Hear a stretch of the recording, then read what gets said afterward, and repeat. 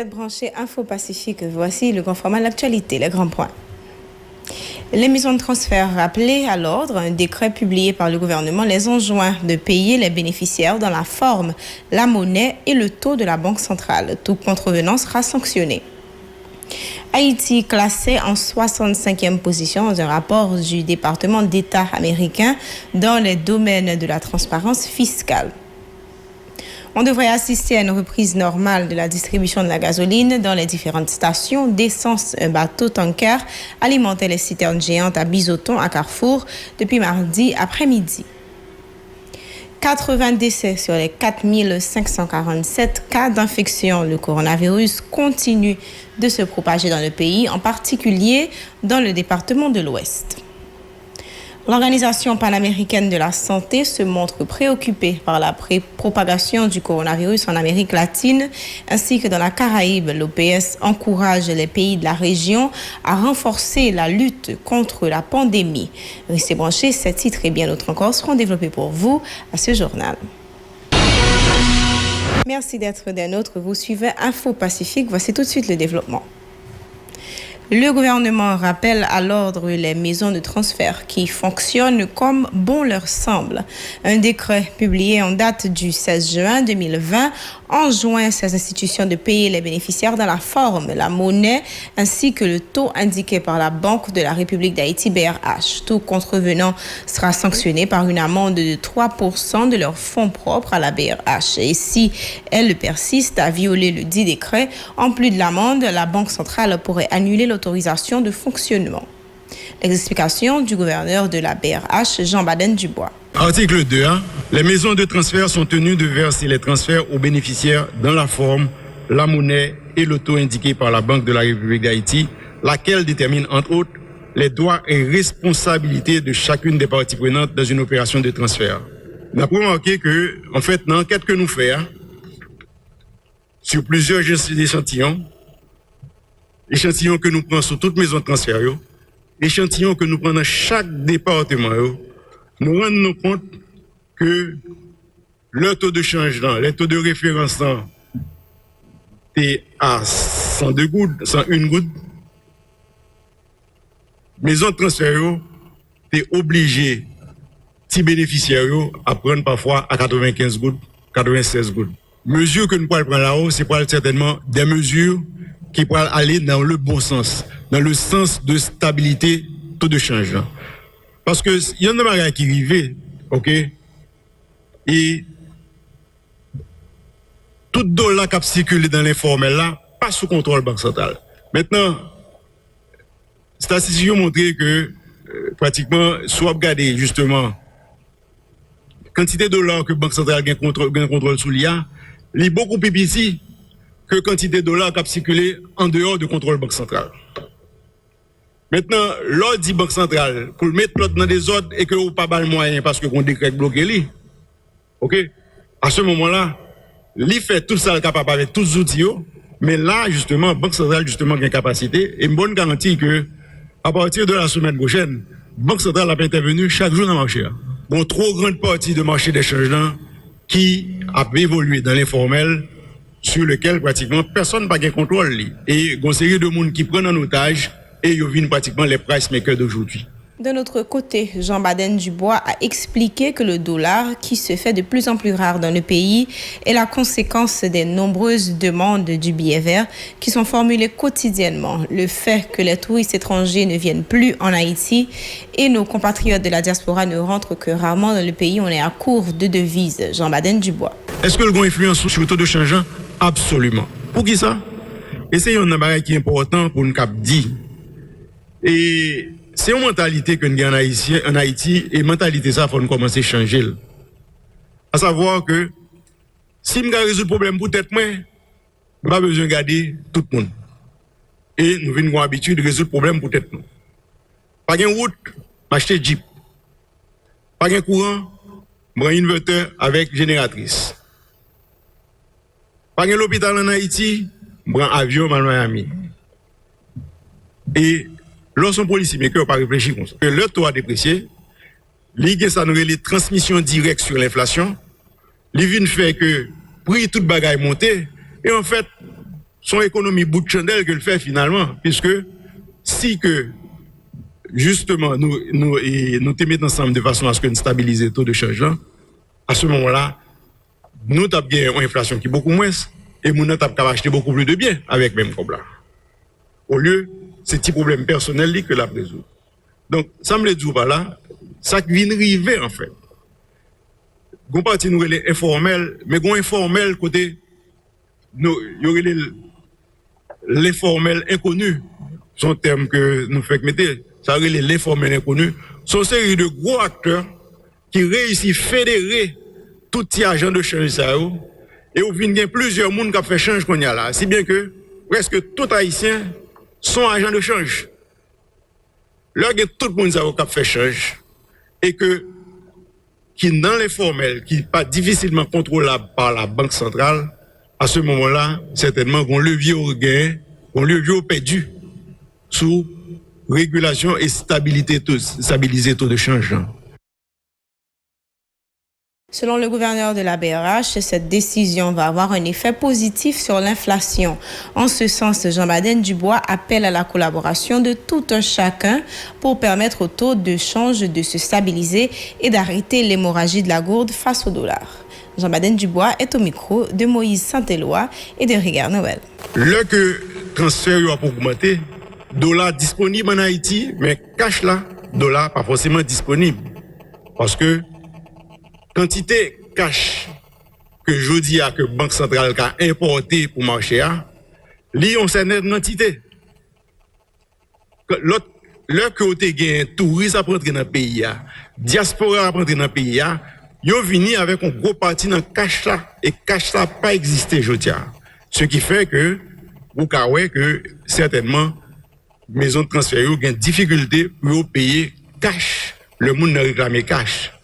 Mais tout le monde a dit qu'il faut que la Banque centrale réagisse. La Banque centrale sortit en circulaire côté l'idée maison de transfert que si le client veut accepter good, il faut le payer dans un taux qui est raisonnable. Mais dans un taux qui est raisonnable, chaque maison de transfert utilise le taux raisonnable aux gens oubliés et à ce moment-là, c'est toujours le client qui recevra ce transfert-là qui est pénalisé. Donc, Banque centrale, décret ça, Banque centrale, Banque centrale, capacité pour mettre l'autre dans des autres. Et c'est ça que Banque centrale va le faire. Certainement, nous sommes conscients que il y a des gens qui reçoivent un transfert qui ont une obligation en dollars. Donc, il faut le recevoir en dollars.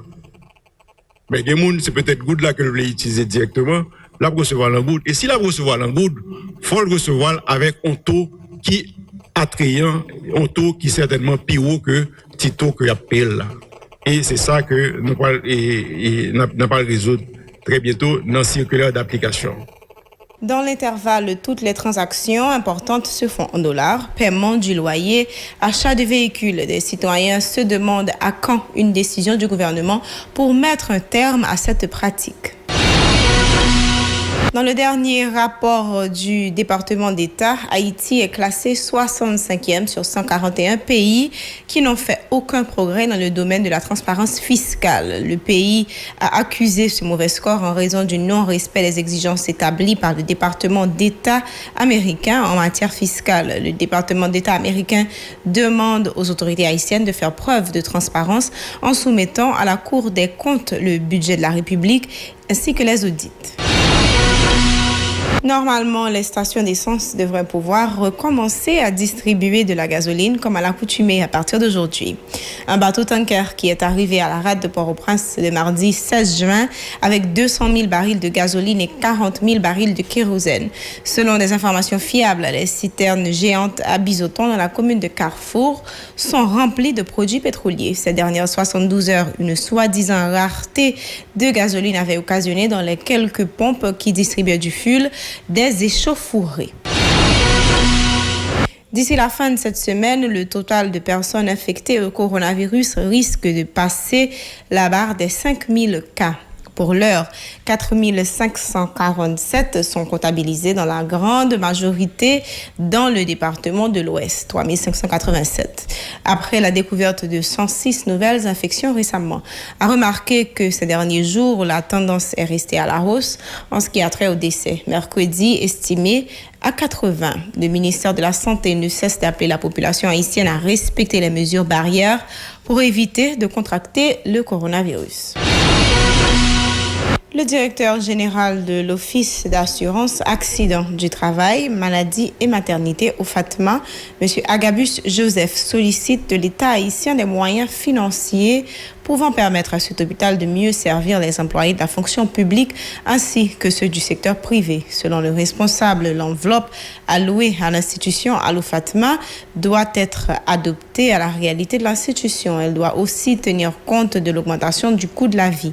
Écoutons Agabus Joseph. Hier, institution Bernard-Meuse, l'hôpital Bernard-Meuse qu'a fait un bon service et que nous avons un protocole d'accord avec que nous gagnons dans les prochains jours pour nous signer avec l'hôpital Bernard-Meuse qui a un bon plateau technique et ça nous gagnons institution ça yo que assez souvent 3P ça yo que président sensible pour yo en pile qui c'est la police, professeur, personnel médical, y a prend service dans l'hôpital Bernard-Meuse et selon protocole que assurance a mis en place à l'hôpital Bernard-Meuse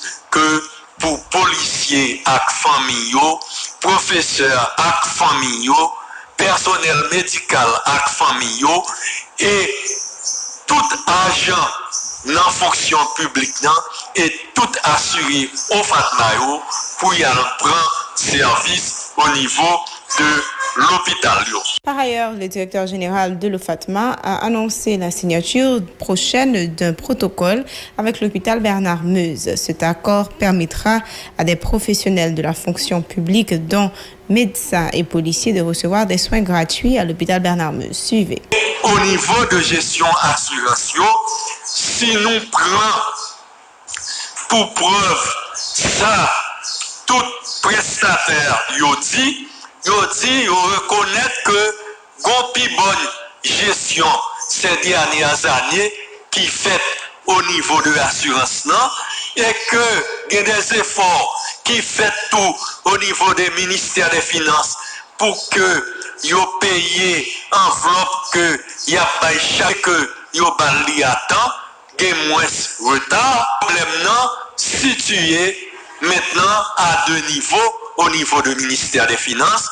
Premièrement, c'est enveloppe que yo pas au FATMA pour assurance pour qui adapté avec plus monde qui rentrer dans fonction publique que yo ta doué proportionnel à mon flux de fonctionnaires qui rentrer dans la fonction publique et ensuite barème pour que au niveau du ministère des Finances comme nous fait proposition pour yo adapter avec réalité la via maintenant via qui vient plus cher et dollar qui a fluctué de jour en jour. Restez branchés, tout de suite c'est l'actualité internationale.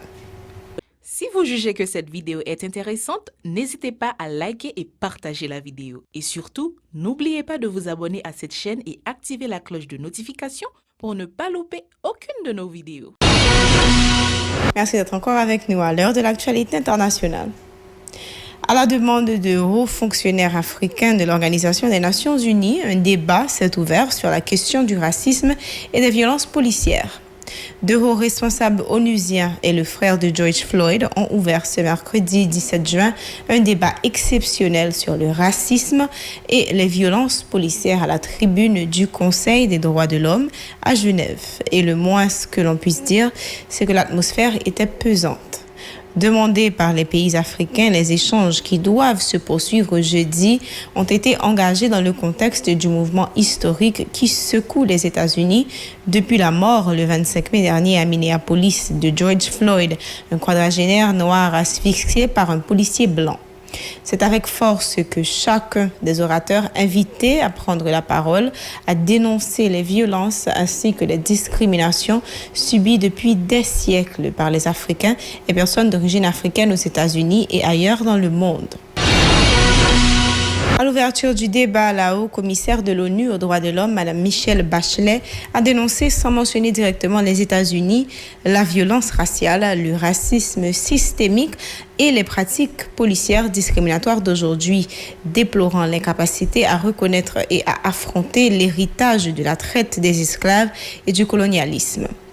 Nous devons faire amende honorable pour des siècles de violence et de discrimination au travers notamment d'excuses officielles, de processus de vérité et des réparations sous diverses formes, a-t-elle dit. Ce fut ensuite au tour de Philonis Floyd, le frère de l'Afro-Américain décédé, de s'adresser par lien vidéo à cette instance dont les États-Unis se sont retirés il y a 2 ans. Vous avez le pouvoir de nous aider à obtenir justice, a-t-il lancé sur un ton très combatif.